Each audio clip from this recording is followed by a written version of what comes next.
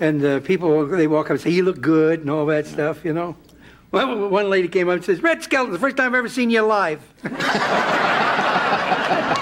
The funniest moments on The Tonight Show happened when Red Skelton appeared. You haven't changed at all. What? What? Are you into... I haven't changed. Yeah, no. I put on fresh stuff today. Oh, no, I mean... These are Red Skelton's funniest Tonight Show moments. The Seagull Story. I've told you this story before, and I've told it on the air, but I'm going to tell it briefly. Because I wrote for you one season. I was one of the writers. And I'd sit at home trying to write jokes. And you were doing, you know, occasionally you do Heathcliff and Gertrude, the two seagulls. So I'm sitting one night, and I'm sitting in front of a mirror to try to get the feeling, you know, and I'm going, Gertrude said to Heathcliff. And my wife walked in. And she saw this grown man with his thumbs under his armpits going, and she knew there was trouble in the marriage right then and there. And she said, what are you doing? And I said, I'm writing. I would sit and do that. She says, I hope it's a check for the cat. Red folds Johnny into the Seagull punchline in a way that sounds sweet until it bites at the last possible second. The Brooke Shields joke. Stuff, you know. Well, one lady came up and says, Red Skelton, the first time I've ever seen you live. How are you feeling? You look wonderful. Oh, wonderful. I don't let age bother me. I'm hanging around long enough to see who gets Brooke Shields.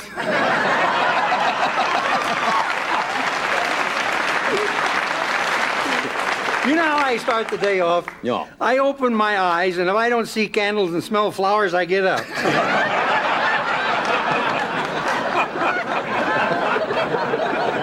Johnny laughs like he knows Red just got away with something that only he could make sound harmless. The middle name story.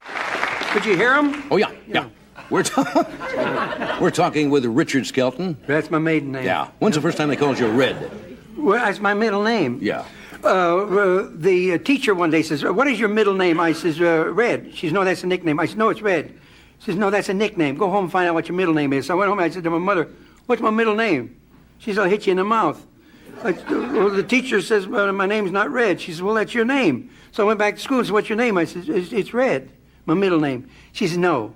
Now, don't come back until you've got a middle name. So I went home and my mother said, make up one. So I looked in the newspaper, and there's a place in Vincennes called Bernard's Clother. Red turns a simple detail about his middle name into a bit as Carson asks with casual curiosity and gets a full vaudeville performance in response. You're kidding.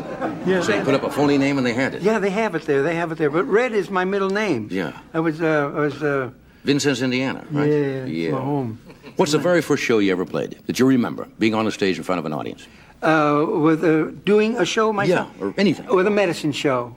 A medicine show is a platform out in an open field, and you do a performance, and then you sell the product. Right. They call it television now.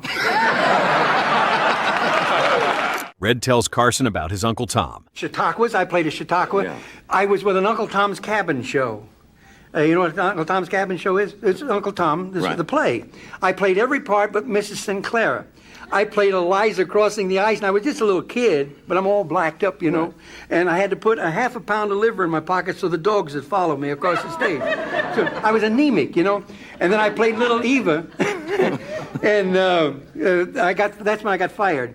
I've got this wig on and this long dress and stuff, and I'm hanging on a wire, see? And they're turning a crank in the back, and you see the clouds going by, and Uncle Tom's laying down in the pig pen dying, and the wires starts turning like this. And I says, I'll see you later, Tom. I'm backing into heaven. And I got fired. Uncle Tom's show stories make the rough traveling show business world sound strange, as Johnny reacts like someone hearing comedy history from a man who actually lived through the hard part of it. The Cigar Banter exchange. You never liked these, do you? No, I've known you for many years. No. You carry this expensive cigar. Is Yeah, it? but the United States Tobacco Company gives them to me. Yeah? Yeah. I do their commercials for them, you know. I see, but As a matter of fact, I just did one of it. Yes, you did, as a matter of fact. So you just hold that and... I just hold them. I think it's must be a form of security in a way. I used to use a corn cob when I was in burlesque. Is a tramp comic, and they had a corn cob.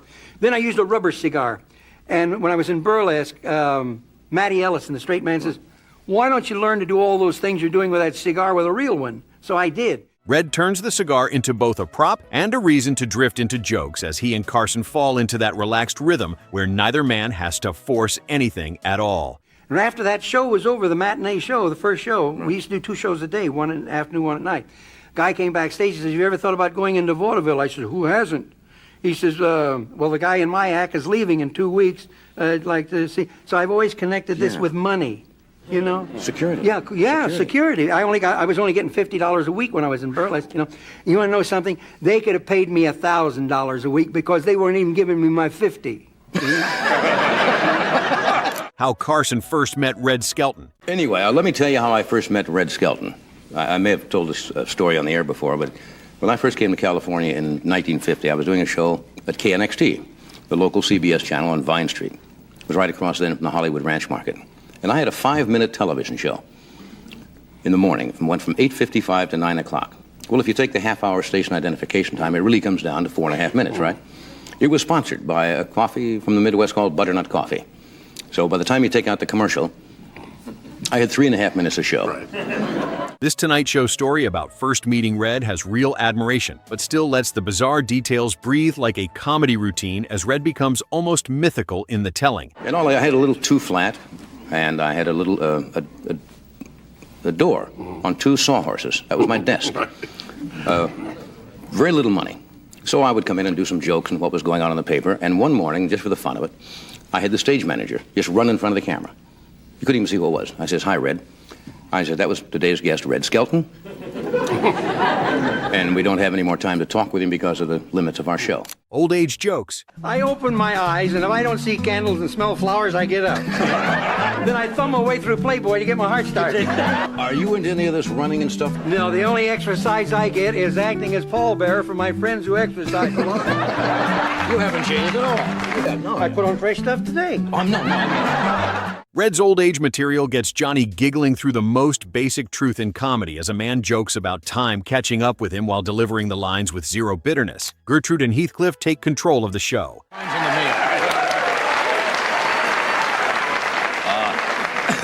And I got you a cabbage doll. Okay. Yeah, Joe. I don't know if you heard the story I was telling before you came out about you coming down to that local show I used to do in KNXT, where you sat there day after day after day, and then we ended up you doing the show? Yeah. That was a lot of fun in those days. Yeah. And like you say, 60 years in show business, you know, and people, they walk up and say, "You look good," and all that stuff, you know. Well, one lady came up and says, "Red Skelton, the first time I've ever seen you live." How are you feeling? You look wonderful. Oh, wonderful. I don't let age bother me. I'm hanging around long enough to see who gets Brooke Shields. This comically genius routine shows how far he could go with almost nothing but voice posture and imagination on stage. Red plays Junior Cavendish. What's the favorite character the kids ask for nowadays? Oh, Mean Little Kid, Freddie the Freeloader? Junior? Sure. Junior, the mean little kid. Yeah. Junior says, "It's Junior, you pulling that cat's tail?" "No, I'm not pulling the cat's tail. I'm holding on. He's doing the pulling."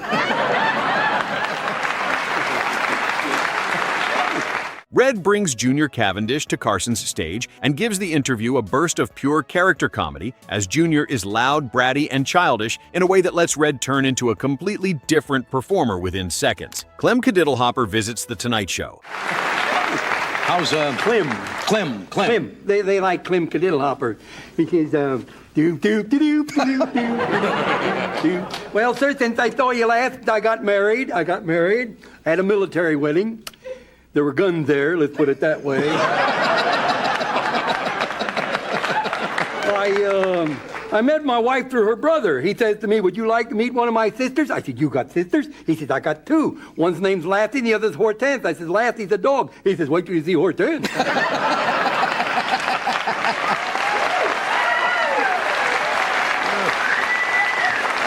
Clem Cadiddlehopper gives Red a chance to bring one of his most beloved country characters into the Tonight Show setting as the comedy comes from the slow-thinking, twisted logic and innocent confidence Red gives Clem in every single appearance across his entire career. Johnny writing for Red Skelton. Also an accomplished painter. I think around 36 galleries sell Red's paintings. He's a composer of music, written many, many symphonies. He writes fiction, and he's constantly out working. He's doing college concerts all the time. He's 60 years in show business, if you can believe it. Friends to 7 presidents, audiences with 3 popes. I haven't made that yet. I met Count Basie once. Would you welcome, please, a truly great clown, Mr. Red Skelton. The conversation about Johnny writing for Red has a built-in comic reversal, with Carson suddenly becoming the younger employee in Red's story, as he handles the memory with warmth, but still finds room to make it funny as Johnny and the entire Tonight Show crowd is completely losing it. Satellite business now, raw satellites, you know? Yeah. And I play the colleges. And I must say something to you. I tell the students, I said, this is one of the greatest men. I think, truthfully, you are a greater wit and humorist than Will Rogers in this respect. He was great, don't get me wrong. But he had to go out, he'd go out and use the same topical joke maybe for a week, 2 weeks. In Vaudeville? Where you have to come out every night when you're here. And you were doing so good.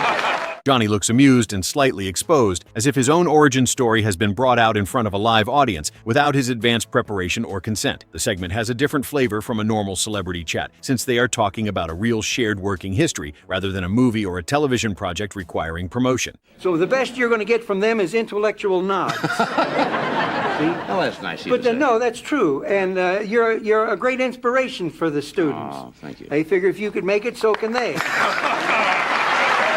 I'm going to tell that story, too, when we come back. What I got? Okay, all right, I got to sell something here. The writing history also reframes everything Carson did with Red across multiple Tonight Show appearances, since it reveals that their rapport wasn't just celebrity friendship, but a professional lineage with real roots and real gratitude underneath the banter. Red never lets the moment become sentimental, because the comedy was always more important to him than the tribute, but the sentiment comes through anyway, making the segment function as both a funny exchange and a quiet acknowledgement of how much each man owed the other. Skelton schools Johnny on vaudeville timing. So I did. And after that show was over, the matinee show, the first show, we used to do 2 shows a day, one in the afternoon, one at night. Guy came backstage and says, "Have you ever thought about going into vaudeville?" I said, "Who hasn't?" He says, "Well, the guy in my act is leaving in 2 weeks. I'd like to see." So I've always connected this with money, you know? Security. Yeah, security. I was only getting $50 a week when I was in Burlesque, you know. You want to know something? They could have paid me $1,000 a week because they weren't even giving me my 50. Makes no difference.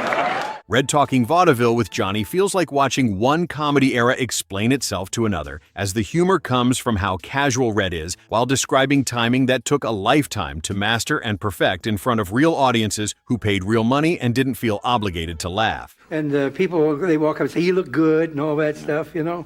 Well, one lady came up and says, "Red Skelton, the first time I've ever seen you live."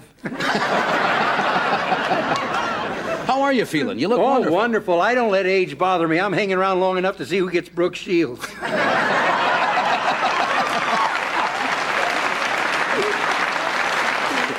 You know how I start the day off? Yeah. I open my eyes, and if I don't see candles and smell flowers, I get up.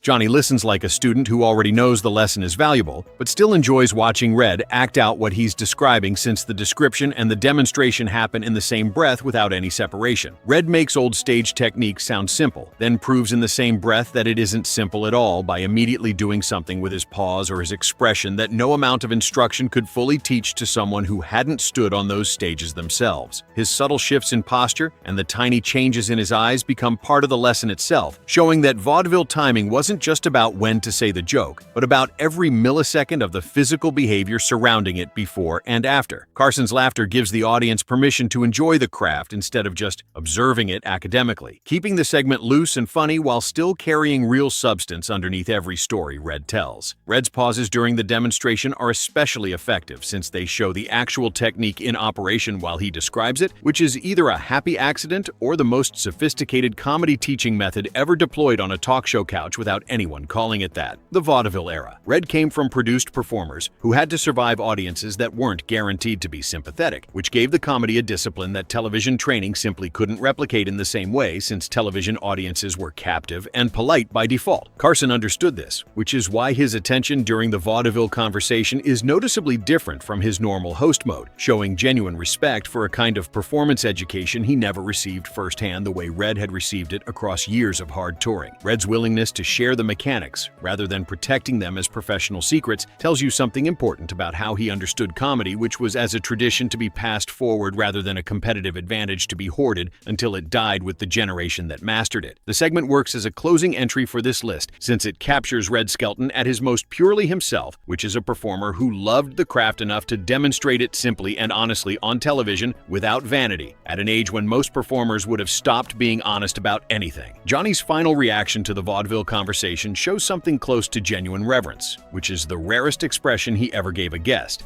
and the most earned one Red Skelton could possibly have received after everything that brought both men to that couch from such completely different starting points. Red Skelton made Johnny Carson's Tonight Show couch feel like it contained the entire history of American comedy whenever he settled into it, because he brought vaudeville circus tents, road shows, as well as decades of beloved characters into a television studio and made them feel alive and real every time. These 12 moments captured a comedian who never let age dim his timing or his warmth, showing that the gap between old-school comedy and late-night television was never as wide as it looked when the right performer sat down and simply began. Which Red Skelton Tonight Show moment is your absolute favorite? Write your answer in the comments and subscribe for more hilariously iconic television moments.